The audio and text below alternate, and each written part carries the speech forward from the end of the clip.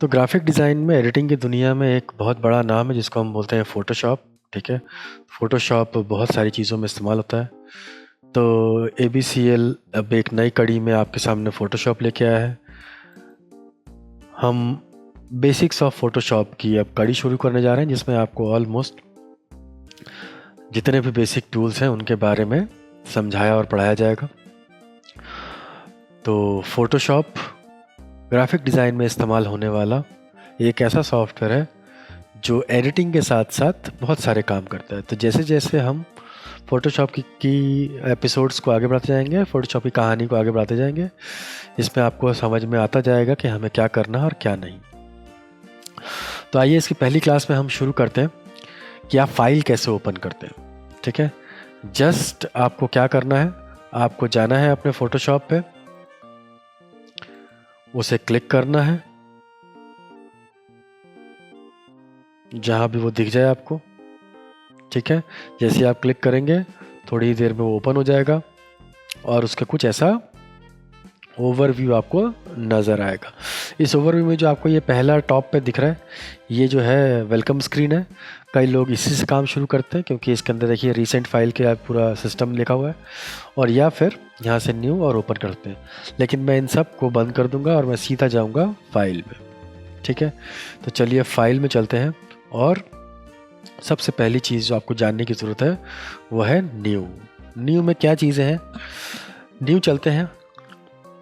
अगर आपने इससे पहले किसी भी तरह का कोई सॉफ्टवेयर नहीं किया है तो मैं आपको इन सब के साथ इंट्रोड्यूस करूंगा, लेकिन क्योंकि ये मान के चल रहा हूं मैं कि हमारा ये पहला सॉफ्टवेयर है,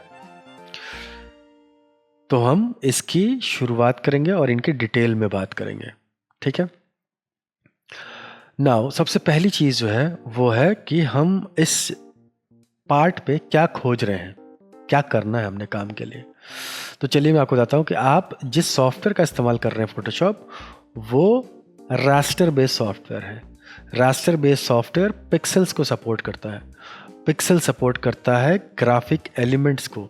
जैसे बेसिक एग्जांपल किसी तरह की फ़ोटोज़ जो अभी आपको यहाँ नज़र आ रही हैं, ये जितनी फ़ोटोज़ हैं ये सब पिक्सल बेस्ड है। इनका आउटपुट जो है वो PPI कंसीडर करता है, पिक्सल पर इंचेस। नाउ इसी कहानी मैं आपको भविष्य में बहुत डिटेल में समझाऊंगा। तो फिलहाल जब मैंने बात की PPI की, तो PPI का मतलब क्या हुआ, पिक्सल पर इंचेस। ठीक है, आप देखिए यहाँ टॉप पे कुछ चीज़ें हैं। रीसेंट, जो मैंने पिछले काम किए हुए हैं वो सारी फाइल्स मुझे रीसेंट में नज़र आएंगी। सेव्ड, अगर मैंने कोई फाइल सेव करी हुई है तो वो सेव्ड में नज़र आएगी।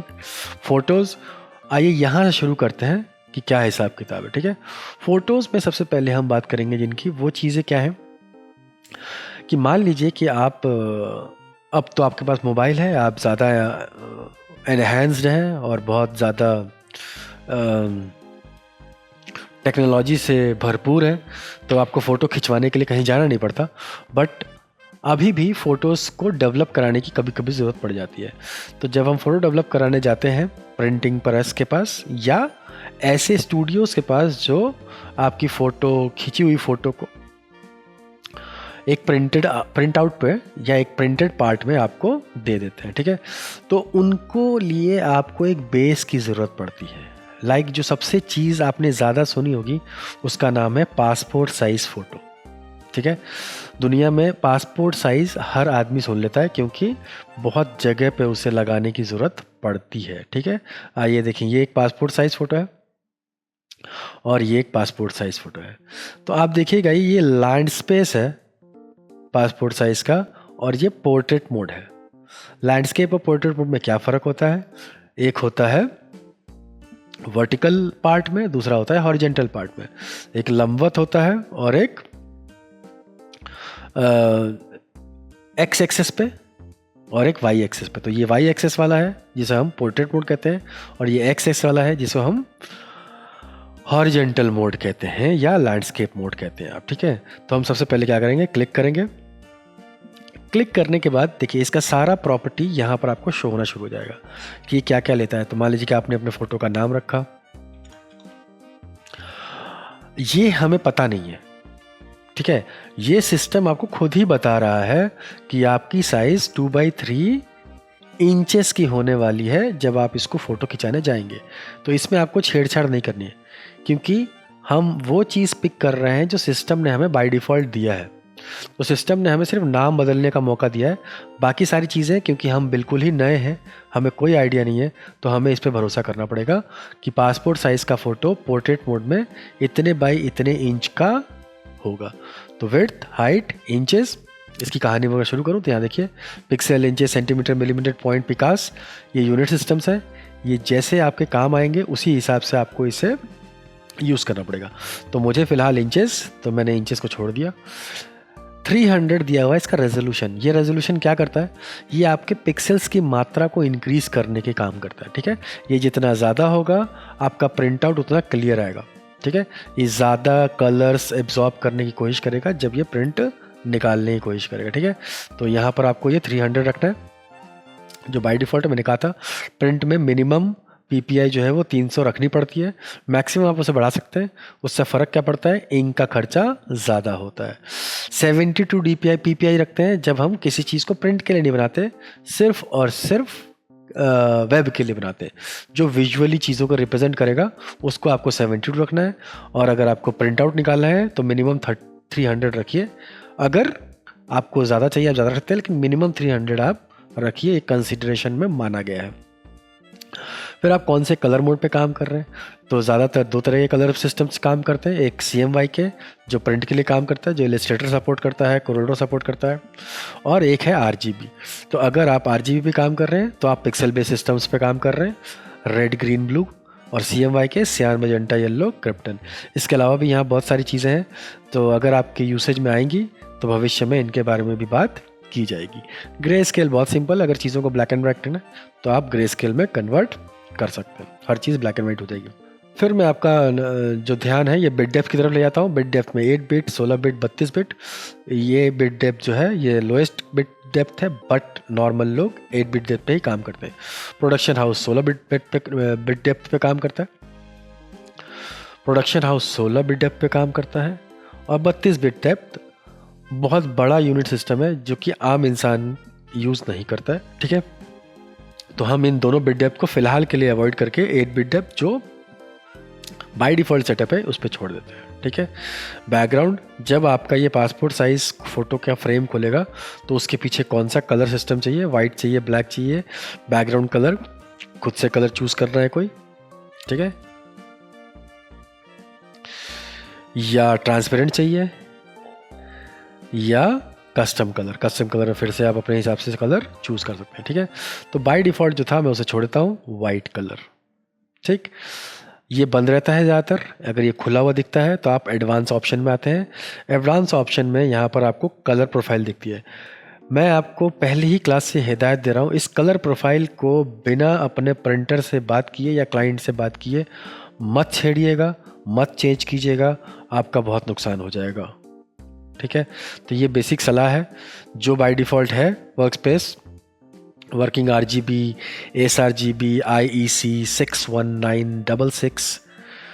ठीक है, -2.1 इसको छोड़ दीजिए एज इट इज़, अगर आपसे कोई नहीं बात करता है इसके बारे में तो। Now last aspect ratio square pixel है, इसमें भी कुछ अलग अलग स्टेटस दिए हुए हैं आपको।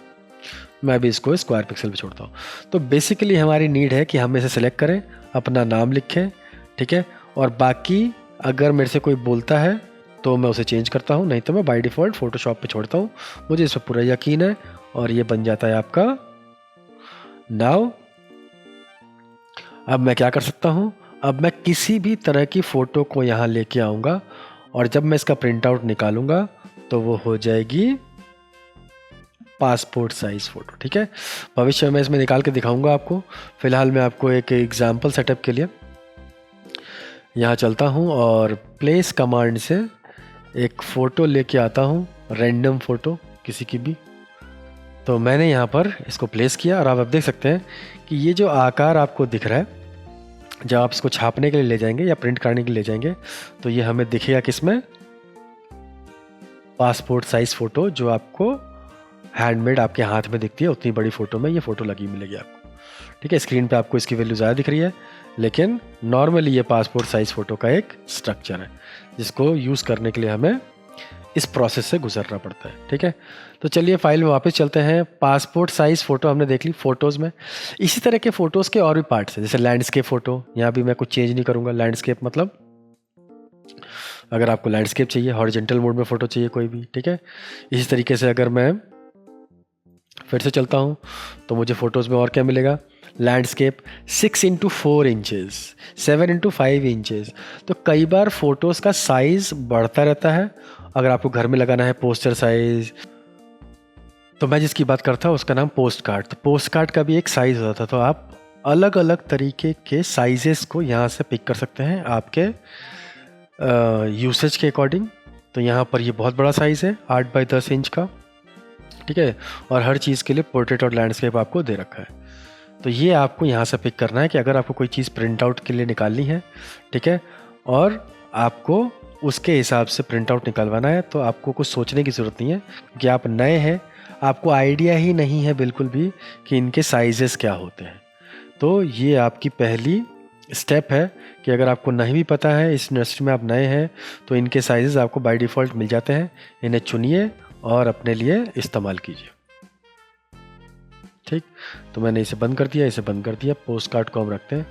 चलते हैं नेक्स्ट पार्ट पे। नेक्स्ट पार्ट है आपके पास प्रिंट। ठीक है, प्रिंट का जो बेसिक कॉन्सेप्ट है वो किस चीज़ का है? प्रिंट का जो बेसिक कॉन्सेप्ट है वो है कि अगर आपको कोई भी चीज़ प्रिंट आउट में निकलवानी है, ठीक है, तो आप इन तरीके के बेसिक सेटअप्स का इस्तेमाल कीजिए। इस तरीके के जो बाय डिफ़ॉल्ट सेटअप्स यहाँ दिए हैं उनका इस्तेमाल कीजिए। ठीक है, इसका फ़ायदा क्या है? फिर वही बात है कि आप इस फील्ड में बहुत नए हैं और बहुत सारे तो ऐसे इसमें प्रीसेट्स दिए हुए हैं जिसको आपको पता ही नहीं है। जैसे लेटर आपने नहीं सुना होगा, लीगल नहीं सुना होगा, टैबलॉइड नहीं सुना, A4 बहुत सुना है आपने, ठीक है, A6, B5, B4। तो ये अलग अलग जगहों पे इस्तेमाल होने वाले अलग अलग चीज़ें हैं। इससे कोई सरोकार नहीं है आपका कि आप इसके बारे में जानते कितना है या नहीं जानते हैं। ठीक है, जो जानते हैं आप उसी पे काम कीजिए। अगर आपका काम कुछ ऐसा है कि आपको किसी ने बताया है कि आपको ये काम करना है या अपने क्लाइंट के लिए काम कर रहे हैं, तो आपने क्लाइंट से ये पूछ लीजिए। इसमें हिचकिचाने की कोई ज़रूरत नहीं है कि उनको किस तरह का प्रिंट का साइज़ चाहिए। ये प्रिंट के साइज़ प्रिंटर्स के पास उनके पेपर क्वालिटी के हिसाब से कि पेपर का साइज़ कितना होगा, जैसा आप बना के ले जाएंगे डिज़ाइन, उस पेपर के अकॉर्डिंग एज टू एज वो छप जाता है। बस इनकी इतनी ही मान्यता है। तो जो आपका क्लाइंट या कस्टमर या जिसके लिए भी आप काम कर रहे हैं उससे आप पूछेंगे तो वो आपको बताएगा कि मुझे इसके बेस के ऊपर अपना डिज़ाइन चाहिए। तो आप बस बेस क्लिक कीजिए, मिलीमीटर, सेंटीमीटर, यूनिट सिस्टम को अपने अकॉर्डिंग चूज़ कीजिए, जो वो बोल रहा है उसके अकॉर्डिंग, या आपको खुद पता है तो मैंने इंचेस में शूट कर लिया। लैंडस्केप पोर्ट्रेट मोड को अपने हिसाब से रखिए।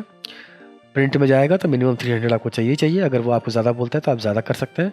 बाकी सारी चीज़ें एज इट इज़ रखिए।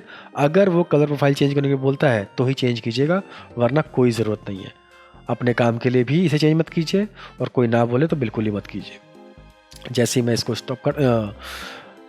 इसको क्लिक करता हूँ, यहाँ से क्रिएट करता हूँ, अब मेरे पास A4 साइज़ का ये पैटर्न। अब देखिए, ये भी देखने में आपको वैसे ही लग रहा होगा जैसे ये है, लेकिन इनके साइज़ में बहुत ज़मीन आसमान का फ़र्क है। ठीक है, ये 8.5x11 इंचेस वाला पार्ट है और ये 2x3 इंचेस का पार्ट है। तो स्क्रीन वैल्यू पे आपको ये लगेगा कि दोनों सेम ही है, कोई ज़्यादा फ़र्क नहीं है। बट प्रिंटिंग में इसकी वैल्यू बहुत ही कम आएगी। अगर आप A4 साइज़ पे लगा देंगे ये पिक्सेलेट हो जाएगी वैल्यू, और अगर इसको आप छापने की कोशिश करेंगे इस पे तो वो छपेगा ही नहीं क्योंकि उसका साइज़ बहुत ज़्यादा बड़ा है। ठीक है, तो इन बेसिक चीज़ों का आपको ध्यान रखना है। तो प्रिंटिंग के लिए बहुत सारी चीज़ें बनती हैं और जो भी चीज़ बनती है बस आपको ये साइजेस को ध्यान में रखते हुए उसे पिक करना है। आर्ट एंड इलिस्ट्रेशंस, इसमें क्या होता है? आर्ट एंड इलिस्ट्रेशंस में आपको ड्राइंग में, जिसकी ड्राइंग स्किल सेट बहुत अच्छी है, जिसको ड्राइंग अच्छी आती बनानी, तो ज़्यादातर आपने ड्राइंग बनाने वालों कैनवस पे ड्राइंग बनाते देखा होगा, या वो ड्राइंग बुक खरीद लेते हैं, वाइट चार्ट बोर्ड खरीद लेते हैं और चार्ट बोर्ड्स को जो है अपने हिसाब से कट कर लेते हैं, उसका वो कैनवस बना लेते हैं। तो बहुत सारे तरीके हैं। तो उन तरीक़ों में जब आपको ड्राइंग स्किल सेट अपनी मजबूत करनी है या स्किल सेट बढ़ाना है और प्रैक्टिस करनी है तो आप यहाँ भी प्रैक्टिस कर सकते हैं। ठीक है, ये फ्यूचर में इसको हम ज़्यादा डिस्कस कर सकते हैं। तो फिलहाल के लिए इसमें यह है कि आप माउस से काम कर रहे हैं कि आप पेन टैब से काम कर रहे हैं, तो तो माउस से काम करेंगे तो याद रखिएगा ब्रशिंग करने में माउस से थोड़ी सी ज़्यादा मेहनत लगती है। पेन टैब वगैरह आपके पास है तो आप पेन टैबलेट्स का इस्तेमाल कर सकते हैं, उनमें बहुत अच्छी स्किल सेट डेवलप हो जाती है जो लोग ड्राइंग करते हैं। तो जो लोगों को मैनुअल ड्राइंग सेटअप चाहिए काम करने के लिए, देखिए 1000 बाई 1000 ग्रिड, बाकी सब देखिए कैसा सेम है। तो ये स्क्वायरिश बोर्ड है ड्राइंग करने के लिए कि 1000 बाई 1000 पिक्सल का। तो अगर आप इस सेटअप पे ड्राइंग करना चाहते हैं, इस सेटअप पे ड्राइंग कर लीजिए, ये बेस खोल लीजिए। और अगर इससे बड़े सेटअप्स पे काम करना चाहते हैं तो आर्ट इलस्ट्रेशन में इससे 2000 बाई 2000। लेकिन याद रखिएगा ये बात बहुत इंपॉर्टेंट है कि जितना आप साइज इंक्रीज करते जाएंगे उतना आपका सिस्टम लैग करने की कोशिश करेगा। तो आपको अपने सिस्टम का भी ध्यान रखना है कि आपका सिस्टम में रैम, प्रोसेसर और ग्राफिक कार्ड की अहमियत कितनी है, उसके हिसाब से ही आप ये काम कीजिएगा। नहीं तो बच्चे बहुत बार ये करते हैं कि साइज़ ले लेते हैं बहुत सारा बड़ा और सिस्टम उनका उतना अप टू डेट नहीं होता है। तो याद रखिएगा कि ये ट्रायल एंड एरर मेथड है, जो आप स्टार्टिंग कीजिए धीरे छोटे से, ठीक है, धीरे धीरे ऊपर बढ़िए। जहाँ पर ये लैग करना शुरू करते हैं उससे छोटे यूनिट्स पे ही काम कीजिए, उससे ऊपर यूनिट पे मत जाइए। जैसे ही आप सिस्टम अपग्रेड करेंगे तो फिर उससे ऊपर यूनिट में आप जा सकते हैं। इसके अलावा देखिए इंचेस, पिक्सल्स हमेशा छोटे होते हैं इंचेस के मुकाबले। तो आपको ऐसा लग रहा हो कि 2000 बाई 2000 बहुत बड़ा है, लेकिन ऐसा नहीं है। इंचेस इनसे बड़ी यूनिट सिस्टम है। तो याद रखिएगा कि ये कभी ये मत सोच लीजिए गलती से भी कि 18 बाई 24 इंच जो है वो इसके मुकाबले छोटा होगा, ये आपका सिस्टम पहले हैंग कर देगा। ठीक है, तो इस चीज़ का ध्यान, पिक्सल सबसे छोटी यूनिट है तो इसके लिए इतना बहुत है, लेकिन इंचेस बहुत ज़्यादा है। फिर आपके पास यहाँ पर 4x6। तो अब आप छोटे पैटर्न्स पे काम करना चाहते हैं तो आप पोस्ट कार्ड पिक कर लीजिए, पोस्टर पिक कर लीजिए, ठीक है, हॉरिजेंटल वर्टिकल डायमेंशंस पिक कर लीजिए। ये फुल HD है 1080p 1920 1080 इसका साइज़ है। ये पार्शियल HD है 1920 सिर्फ 720 और 1280, ठीक है। तो ये सब आपको देखना है कि ये मैनुअल ड्राइंग करने के लिए, अगर आप डिजिटल पेंटिंग वगैरह में रुझान रखते हैं और आपको अच्छा पसंद है तो आप इस तरह की चीज़ों को अपना बेस बना सकते हैं। फिर अब आते हैं वेब। वेब का क्या मतलब क्या होता है? एक्चुअली जो है स्टार्टिंग में वेबसाइट्स जो हैं उसका जो फेस डिज़ाइन होता था, फेस बोले तो फ्रंट पेज, ठीक है, होम पेज, इस तरह के नाम से वाकिफ़ होंगे आप। तो होम पेज वगैरह के डेवलपमेंट के लिए हम उसका फ्रंट पेज यहीं से डिज़ाइन करते थे और उसके लिए यहाँ से हम चुनते थे, ठीक है ना, कि कितने बाई कितने का साइज़ चल रहा है। देखिए 1920 1080। आप ध्यान रखिएगा कि जब भी हम आर्ट इलस्ट्रेशंस पे गए हैं रेजोल्यूशन 300, प्रिंट में 300, फ़ोटो में भी 300, ठीक है, जब भी मैं पिक कर रहा था तो। लेकिन जैसे ही मैं इन प्रिंटिंग पार्ट से उछल कूद मचाता हुआ वेब पे आता हूँ, पूरा सिस्टम बदल के हो जाता है 72 पे, ठीक है, क्योंकि इन चीज़ों को हम स्क्रीन वैल्यूज़ के लिए बनाते हैं, ना कि प्रिंट वैल्यूज़ के लिए। और स्क्रीन वैल्यूज़ के लिए 72 मोर देन इनफ है, वहाँ हर चीज़ 72 पे बहुत क्लियर नज़र आती है, ठीक है। प्रिंट में वो इफेक्ट कर सकती है लेकिन यहाँ नहीं करती, इसीलिए हमारा फाइल साइज़ छोटा होता है। एक्चुअली देखो कॉन्सेप्ट क्या है बेसिकली, कि आपको किसी चीज़ की क्वालिटी कैसी दिखती है वो डिपेंड करेगा हमेशा। जैसे मैंने इसको खोला, ठीक है, अभी आप देख सकते हैं कि ये एक ऐसा पार्ट दिख रहा है मुझे जिसकी क्वालिटी मैं सही में बताऊं तो बहुत छोटी है। ये देखिए, ठीक है, मैं इसको अगर बड़ा करता हूं तो इसके पिक्सल्स आपको ब्रेक होते हुए नज़र आ गए, ठीक है। तो ये क्वालिटी चाहे मैं इसको स्क्रीन के बराबर कर दूं, लेकिन जब छापूंगा ना तो ये और ख़राब हो जाएगी। इसकी प्रिंट क्वालिटी बहुत ख़राब है क्योंकि ये बहुत ज़्यादा ख़राब क्वालिटी है, इसका साइज़ बहुत अच्छा नहीं है, ठीक है। इसी के मुकाबले अगर मैं इसके साइज को थोड़ा सा बढ़ा लूं, ठीक है, और इनमें से किसी एक मटेरियल को ओपन करने की कोशिश करूं, लाइक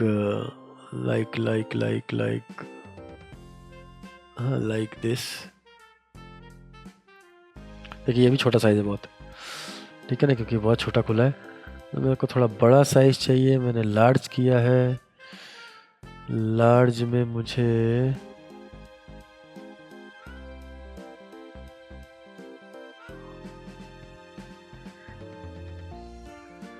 ठीक है, लेट्स सी। देखिए ये थोड़ा सा साइज ठीक ठाक है इसका, मैं इसको ओपन करने की कोशिश करता हूँ और देखिए तो सिंगल स्क्रीन पे ये पेज कैसे खुला था, ठीक है, इसका साइज़ कुछ 100% करते हैं पहले। ये इतना बड़ा साइज़ खुला था और ये इतना बड़ा साइज़ खुला है, तो इसकी क्वालिटी छपने के बाद ज़्यादा अच्छी आएगी इसके मुकाबले। तो आप समझे, पिक्सल बेस्ड चीज़ों को हम प्रिंटिंग में यूज़ नहीं करते। प्रिंटिंग में यूज़ करने के लिए हम हमेशा प्रिंटिंग वाले पार्ट्स को लेते हैं। जैसे अगर आपको प्रिंट कराना है तो आप फ़ोटो लीजिए, प्रिंट लीजिए, आर्ट इलस्ट्रेशन लीजिए, इसकी जो भी सेटिंग्स हैं वो प्रिंटिंग को सूट करती है। इसके बाद के पार्ट वेब, मोबाइल और फिल्म एंड वीडियोस में हम हमेशा 72 dpi रेजोल्यूशन लेते हैं, क्योंकि ये प्रिंट मीडिया के लिए नहीं बना है, ये बना है विजुअल मीडिया के लिए। समझे आप लोग? नाउ अब इसके डिफरेंट साइजेस हैं। आपको फुल HD चाहिए, पार्शियल HD चाहिए, वॉट जैसा भी किसी भी वेब पेज का फ्रंट पेज डिज़ाइन करने के लिए आपको बेस चाहिए, वो यहाँ से आप पिक कर सकते हैं। आपको नहीं पता है तो आपका क्लाइंट बता देगा, और यहाँ कुछ पार्ट आपको पहले से ही दिए हुए हैं। ठीक है, तो ज़्यादातर 1920 1080 हम लेते हैं। यहाँ पर ओपन करते हैं, यहाँ पर देखिए कोई चेंजेस नहीं है, सिर्फ एक चीज़ को छोड़ के यहाँ पर 72 है। और देखिए यहाँ पर कलर मैनेज, कलर प्रोफाइल भी हट गया, डोंट कलर मैनेज। ठीक है, तो यहाँ से आपके पास अलग अलग है, कोई बताए तो चेंज कीजिएगा, वरना कि इनको डोंट कलर मैनेज ही रहने दीजिए और क्रिएट कर दीजिए। इस वाले बेस पे आप अपना फ्रंट पेज बना सकते हैं, वेब डिज़ाइन स्टार्ट कर सकते हैं, और वेब डिज़ाइन के लिए पेज डिज़ाइन इस पेज पे करेंगे आप। ठीक है, इससे पहले की जो हमने 4 चीज़ें खोली थी वो सब प्रिंट मीडिया को ताल्लुक़ रखती थी, ये वेब मीडिया को ताल्लुक़ रखती हैं, जो आप इंटरनेट पे डालेंगे या अपने ऐसे विजुअल मीडियाज़ पे देखेंगे जो आपको स्क्रीन वैल्यू प्रोवाइड करती है, like laptop, desktops, mobiles, Kindle, इस तरह की चीज़ों को देखने के लिए आप इसका इस्तेमाल करते हैं, जिसको बोलते हैं वेब। ठीक है, उसके बाद मोबाइल।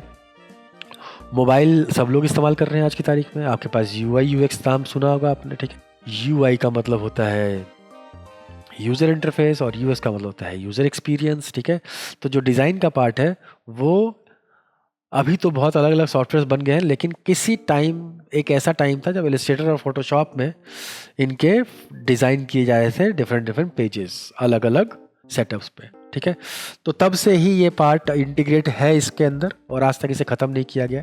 अभी भी हो सकता है कि बहुत सारे लोग इसका इस्तेमाल कर रहे हो, लेकिन और बहुत सारी चीज़ें आ गई हैं। ठीक है, एडोब का एक XD आया था, इसके बाद एडोब ने फिग्मा करके एक बहुत ही जानी मानी साइट है जो कि UI UX प्रोवाइड कराती है काम करने के लिए। ऐसे बहुत सारे अलग अलग कंपनीज़ हैं जो कि UI UX सपोर्ट करती हैं। तो एडोब ने अभी रिसेंटली जो है कुछ टाइम पहले फिग्मा को बाय कर लिया था, और फिग्मा इस वक्त मार्केट में धूम मचा के बैठा हुआ है। तो वहाँ पर भी लोग डिज़ाइन करते हैं, लेकिन जब उस तरह की फैसिलिटीज़ नहीं थी तो लोग फोटोशॉप, तो उसमें आपको करना कुछ नहीं है, आपको बेस चुनना होता था। देखिए यहाँ पर बेस के लिए पहले से दिया हुआ है, आप एंड्रॉयड पे काम कर रहे हैं या एप्पल पे काम कर रहे हैं, ठीक है, आप आईपैड पे काम कर रहे हैं, तो एप्पल वॉचेस पे काम कर रहे हैं, आईपैड मिनी पे काम कर रहे हैं, वॉट जैसा भी, ये सब उसके बेस के लिए। तो आप जिस भी चीज़ पे काम कर रहे हैं आपको बस उसका बेस चुनना है। तो चलिए हम एंड्रॉयड पे, मैं एंड्रॉयड यूज़र हूँ तो मैं एंड्रॉयड पिक कर लेता हूँ, आप जो भी यूज़र हो वो पिक कर लीजिए। मैं एंड्रॉयड यूज़र हूँ, मैं पिक करता हूँ, इसका सब कुछ देखिए, सेटअप नॉर्मल सेटअप, कोई चेंज नहीं करना है, क्रिएट, ये देखिए। तो ये जो साइज़ है ये एक एंड्रॉयड यूज़र को 19:6, ठीक है, के रेशियो को सपोर्ट करता है, ये 16:9 के रेशियो को सपोर्ट करता है ये। ठीक है, तो आपके सारे के सबके मोबाइल जो है आसपास इसी तरह के रेशियो प्रोपोर्शन 16:9 के रेशियो को सपोर्ट करते हैं। 9:16 लैंडस्केप और वर्टिकल मोड 16:9 या 9:16। तो अब आपके पास वो एक रेशियो प्रोपोर्शन है, तो ये ऑलमोस्ट 99.9%, अगर वो शेप उसका नॉर्मल है तो ये सपोर्ट करेगा ही करेगा। इस पे बनाए हुए डिज़ाइन एंड्रॉयड के बेसिक बेस को सपोर्ट करने के लिए बने हुए हैं। लेकिन वही फिग्मा, XD और ऐसे बहुत सारे और प्रोग्राम्स हैं जो ऑनलाइन ही आपको ये सारी चीज़ें करने को मुहैया कराती है। तो यहाँ पहले आपको यहाँ डिज़ाइन करना पड़ेगा, इसके बाद एक स्टेप और आगे करना पड़ेगा, वहाँ पर आपको डिज़ाइन उन्हीं जगहों पे जाके करना है। और डिज़ाइनिंग में ये वाला कॉन्सेप्ट का टाइम बच जाता है कि इसको वापस इंटीग्रेट करें, वहाँ पे इसका निकालें आउटपुट, फिर वहाँ भेजें, फिर उसको इंटीग्रेट कराएं, काफ़ी कुछ करना पड़ता था। तो वो सारी सिचुएशन अब खत्म हो गई। लेकिन डिज़ाइनिंग पर्पज़ के लिए आज भी आप अपने इस पार्ट का इस्तेमाल कर सकते हैं। मान लीजिए कि अपना पोर्टफोलियो वगैरह बनाना है और आपको यूज़र इंटरफेस बनाना है, तो आप यहाँ फोटोशॉप में आइए और अपना यूज़र इंटरफेस अपने हिसाब से डिज़ाइन कीजिए बिल्कुल, और अपना पोर्टफोलियो में 4 चांद लगाइए। ठीक है, तो ये एक और बेसिक कॉन्सेप्ट की हमने बात कर ली कि हम मोबाइल का इस्तेमाल करते हैं, मोबाइल का यूआई बनाने के लिए इसके बेस यहाँ से हम पिक कर लेते हैं। Now last but not the least, films and videos. ये क्या करते हैं, है तो ये ग्राफिक का सॉफ्टवेयर, या हम कह सकते हैं ये स्टिल चीज़ों को के लिए बना हुआ है। ठीक है, लेकिन फिल्म्स एंड वीडियोस में क्या होता है, अगर आपने कभी भविष्य में या भूतकाल में या कभी भी एडिटिंग का कोई सॉफ्टवेयर पिक किया होगा पढ़ने के लिए या देखने के लिए, तो जब भी आप उन्हें खोलते हैं और उनके बेसिक सेटअप में जाते हैं तो आपने कुछ नाम सुने होंगे, HD, full HD, partial HD, ठीक है, अल्ट्रा HD, 2K, 4K, ठीक है, 8K। तो इस तरह के जो सिस्टम्स होते हैं आप देख सकते हैं कि अगर आपको उनमें बिल्कुल पता नहीं कि मैंने क्या क्या नाम लिए, कोई बात नहीं, कोई ज़रूरी नहीं है आपको अभी पता होने की। ठीक है, अभी भविष्य में आपको बहुत कुछ और पढ़ना है जिससे आपको उन सब के बारे में समझ में आएगा, और इनके कैसे इंटीग्रेट करते हैं सॉफ्टवेयर एक दूसरे में, वो भी धीरे धीरे आपको समझ में आना शुरू हो जाएगा। तो बेसिकली जब भी हम मान लीजिए कोई स्टिल चीज़ फ़ोटोशॉप पे बना के वहाँ किसी भी एडिटिंग के सॉफ्टवेयर में ले जाके उसे इंटीग्रेट करना चाहते हैं, तो हमें उनके जैसे बेस पे काम करना पड़ेगा। तो ये फिल्म्स एंड वीडियोस का एक बेस है जिस पे अगर हम कोई चीज़ बना देंगे, जैसे मैंने फुल HD के लिए इसको बनाया, और देखिए यहाँ पर बाकी कोई चीज़ चेंज नहीं है, देख सकते हैं आप। तो ये देखिए क्या खुला, बाकियों में ये लाइंस नहीं दिख रही थी आपको। ठीक है, तो ये लाइंस गाइड्स हैं। ये इसलिए बनाई जाती है क्योंकि जो आप फिल्मों में, टीवी में जो भी चीज़ देखते हैं उनका स्पेसिफिक रीजन होता है, वो स्क्रीन्स होती है। ठीक है, तो इसको बोलते हैं सेफ मार्जिन। तो जब भी आप किसी भी तरह का ऐसा पार्ट जो कि एडिटिंग के सॉफ्टवेयर में इस्तेमाल होने वाला है, तो उसमें आपको ये ध्यान रखना पड़ता है कि ये सेफ मार्जिन्स बने हों। ठीक है, ताकि आप अपने किसी भी प्रोडक्ट को आपके बेसिक मतलब यहाँ से बाहर मत चले जाए इन सेफ मार्जिन से, नहीं तो स्क्रीन में उसकी वैल्यू कट जाती है। तो हमें पूरा ध्यान रखना है कि हमारा बेसिक इंग्रेडिएंट इसके बीच में हो जो भी इम्पोर्टेंट है, और जो हमारा बैकग्राउंड जो हमें दिखाना हो इम्पोर्टेंट वो इसके अंदर हो, और जो कटने की संभावना है उसको हम इससे बाहर रख सकते हैं, तो जिससे हमें फ़र्क ना पड़े। ठीक है, तो जो यहाँ एज टू एज हो गया उससे बाहर होगा हल्का सा, उसके हल्के कटने की संभावना रहती है। ठीक है, वो डिपेंड करता है स्क्रीन टू स्क्रीन, लेकिन जो यहाँ और इसके अंदर रहेगा, ठीक है, वो बिल्कुल भी नहीं कटेगा। तो हमें बस इतना ही ध्यान रखना है कि सेफ मार्जिन के रूल्स को हम फॉलो करते रहें, ताकि हमारा बनाया हुआ कोई भी ग्राफिक स्क्रीन से बाहर कट ना जाए। तो इसीलिए हमें इस्तेमाल करने पड़ते हैं ये सारी चीज़ें। तो होप सो आपको ये समझ में आ गया होगा कि क्यों ये इतने इम्पॉर्टेंट है हमारे लिए। भले ये छोटी सी क्लास है, आगे क्लास इससे और ज़्यादा लेंदी हो सकती है, शायद आप बोर हो जाए। पढ़ाई मेरे हिसाब से तो बोरियत का ही नाम है दूसरा, बट कोशिश कीजिएगा कि ज्ञान चाहे बोर होके लें चाहे हंस के लें ज़रूर, कहीं से भी लें। ठीक है, तो हमने क्या बात करी कि हम फाइल जब ओपन करते हैं तो हमें क्या क्या चीज़ों का ध्यान रखना है। अगर आप प्रिंट पे काम कर रहे हैं तो फ़ोटो, प्रिंट और आर्ट इलस्ट्रेशंस के बेस को पिक कीजिए अपने लिए। वेब पे आप काम कर रहे हैं तो आप web, mobile and films and videos पे क्लिक कीजिए और इनके बेसिस का यूज़ कीजिए। इसके अलावा अगर आपकी रिक्वायरमेंट है तो आप यहाँ से नाम और बाकी का स्टेटस बदल सकते हैं। ठीक है, नहीं तो आप इसे छोड़ सकते हैं। लास्ट में मैं आपको बताऊंगा कि ये क्या है, ये डॉट को क्या बोलते हैं। ये क्या करता है कि मुझे प्रीसेट सेव करने का मौका देता है। प्रीसेट क्या होता है? प्रीसेट ये होता है कि मान लीजिए कि आपको एक तरह का एक कंटेंट मिला है और आप उस कंटेंट का यानी कि बेस का फ्यूचर में बड़ी बार इस्तेमाल करने वाले, और ये यूनिक कंटेंट है। ठीक है, यूनिक कंटेंट का मतलब क्या है? देखिए, मान लीजिए कि मैं प्रिंट में ही आया, ठीक है, लेकिन मैं प्रिंट में नहीं, मैं आता हूँ वेब में और मैं इसे बदल के कर देता हूँ 1080/1080। ठीक है, फुल HD 1/1 ज़्यादातर इंस्टाग्राम या सोशल मीडिया जितने भी आपके आर्ट वर्क डेवलप होते हैं आजकल, उनमें बेस साइज़ ये है, 1:1 का रेशियो फॉलो करते हैं। ठीक है, अब देखिए ये जो मैंने भरा, मैंने आपको दिखाया था कि इससे रिलेटेड कोई पैचअप यहाँ नहीं दिखा मुझे। ठीक है, इसको बोलते हैं कस्टम साइज। तो ये मैंने कस्टम साइज बना लिया। नाउ अब इस कस्टम साइज के अकॉर्डिंग मैं चाहता हूँ कि मैं बार बार इस कस्टम साइज का इस्तेमाल करूँ, तो मैं इसे एज अ प्रीसेट बना लेता हूँ। तो मान लीजिए कि मैंने इसका नाम रख दिया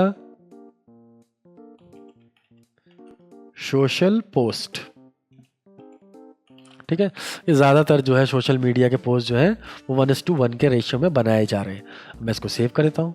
ठीक है, ये देखिए, तो जो आप रिसेंट में देख रहे थे वो मेरे काम किए हुए पार्ट थे जो हमने खोले अभी आसपास। सेव्ड में मैं क्या सेव करूँगा, मेरे बनाए हुए पार्ट्स होंगे, जो कस्टम पार्ट्स होंगे वो यहाँ सेव हो जाएंगे। बाकी बाय डिफ़ॉल्ट जो फोटोशॉप ने आपको काम करने के लिए दिया हुआ पार्ट है वो इस बाकी चीज़ों में आपके पास मिल जाएगा। डन। चलिए, एक ये इतनी सारी चीज़ें डिस्कस कर ली हमने। कुछ चीज़ें ऐसी हैं जो कि आप देखेंगे कि हम मिस कर गए। कुछ नहीं है, सिर्फ एक ही चीज़ है जो मिस कर गए, वो है आर्ट बोर्ड।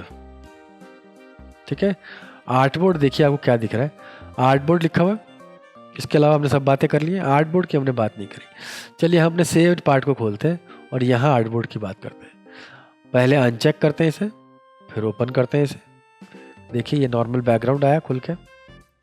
ठीक है, नाउ दोबारा चलते हैं, न्यू करते हैं, सेव्ड में जाते हैं, यहाँ आर्ट बोर्ड को क्लिक करते हैं और यहाँ आर्ट बोर्ड को इस बार चेक कर लेते हैं। ओके, ये देखिए क्या फ़र्क है इस बैकग्राउंड वाले पार्ट के फाइल में और इस आर्ट बोर्ड वाले पार्ट के फाइल में। तो बहुत सारा फाइल में फ़र्क है। क्या होता है कि जब आप किसी चीज़ का PDF निकालते हैं, तो जब आप यहाँ बनाते हैं तो ये एक लेयर सिस्टम है। आप लेयर डेवलप कर सकते हैं। देखिए प्लस का साइन दिख रहा है आपको। आप 1 2 3 4 5 6 7 8 9 10 and so on layer develop करेंगे। लेकिन जब आप उसका PDF बनाएंगे तो लेयर सिस्टम जो है वो इन सबको एक ही चीज़ का हिस्सा मानता है। ठीक है, एक ही डिज़ाइन के हिस्से हैं ये लेयर सिस्टम। यहाँ क्या होगा, डिफरेंट आर्ट बोर्ड्स। ठीक है, मैं मल्टीपल आर्ट बोर्ड क्रिएट करता हूँ यहाँ से। देखिए अब यहाँ तक मल्टीपल आर्ट बोर्ड क्रिएट नहीं हो रहा है, ये भी लेयर क्रिएट हो रहा है एक आर्ट बोर्ड के अंदर। ठीक है, लेकिन अगर मैं मल्टीपल आर्ट बोर्ड क्रिएट करता हूँ तो मैं जब इसकी PDF निकालूंगा तो हर एक पेज एक अलग आर्ट बोर्ड क्रिएट करके देगा आपको। ठीक है, तो नंबर ऑफ आर्ट बोर्ड, अब यहाँ से देखिए क्लिक एंड ड्रैग करूंगा और ये देखिए ये दूसरा आर्ट बोर्ड आ गया। ठीक है, कंट्रोल D करूंगा, सॉरी, फिर मैं इसको दोनों को क्लिक करके ड्रैग करूंगा तो आप देखिए आपके पास आर्ट बोर्ड की भरमार शुरू हो जाएगी होनी। मैं एक एक करके आर्ट बोर्ड की कॉपी करता रहता हूँ और यहाँ पर मुझे आर्ट बोर्ड मिलते रहेंगे। अब देखिए हर आर्ट बोर्ड के अंदर अपने लेयर्स होते हैं अलग अलग, तो एक आर्ट बोर्ड के अंदर मल्टीपल लेयर सिस्टम फॉलो हो सकता है। ठीक है, तो आप देख सकते हैं कि हर आर्ट बोर्ड के अंदर लेयर सिस्टम हो सकता है, लेकिन हर लेयर सिस्टम वाले पार्ट में आर्ट बोर्ड नहीं हो सकते। तो आर्ट बोर्ड की क्वालिटी को हम मानते हैं एक पेज, एक पेपर, एक आइडेंटिटी, लेकिन लेयर वाले सिस्टम को मानते हैं एक ही पेज की डिफरेंट प्रॉपर्टीज या फिर कह लें डिफरेंट आइटम्स। जैसे इस एक पेज पे फोटो हो सकती है, टेक्स्ट हो सकते हैं, दूसरे डिजाइनिंग एलिमेंट्स हो सकते हैं। ठीक है, लेकिन ये एक ही पेज होगा। यहाँ डिफरेंट आर्ट बोर्ड पे अलग अलग क्राइटेरिया फॉलो हो सकता है और इसीलिए ये आर्ट बोर्ड इसलिए बनाए जाते हैं। ठीक है, तो यहाँ पर ये फ़र्क था आर्ट बोर्ड का और इसका। जब भी आप इस आर्ट बोर्ड को खरीदेंगे, देखिए मतलब कि क्लिक करके चेक करने की कोशिश करेंगे, प्रॉपर्टी पैनल में आएंगे तो इसकी और बहुत सारी जानकारियाँ आपको यहाँ मिल जाएंगी। ठीक है, ये देखिए आप, ये अपने साइज़ आप बदल सकते हैं यहाँ से। अभी मैंने एक कस्टम साइज़ लिया था जो मेरा सोशल पोस्ट था। मैं चाहूँ तो ये देखिए मैं आईफोन के X के लिए डिज़ाइन कर सकता हूँ, मैं रेटिना के लिए डिज़ाइन कर सकता हूँ, मैं वेब सोशल पोस्ट के लिए डिज़ाइन करता हूँ, उसका साइज़ स्मॉल वेब। मैं मैक 27 के लिए डिज़ाइन करता हूँ। तो मैं इनके हर चीज़ का मैक, ठीक है, ये मैक आइकन है, सिर्फ आइकन के लिए मुझे कुछ डिज़ाइन करना है तो इतना साइज़ छोटा लेना पड़ेगा। तो यहाँ पर इतनी सारी चीज़ें दी हुई हैं। तो ये आपको डिसाइड करना है कि आप अपने हर बार जो पहले आप बेसिक साइज़ लेते हैं, ज़रूरी नहीं कि वही साइज़ लें, आप इन बिटवीन अपने इन चीज़ों को अपने हिसाब से बदल सकते हैं, और ये सारे अलग भी हो सकते हैं।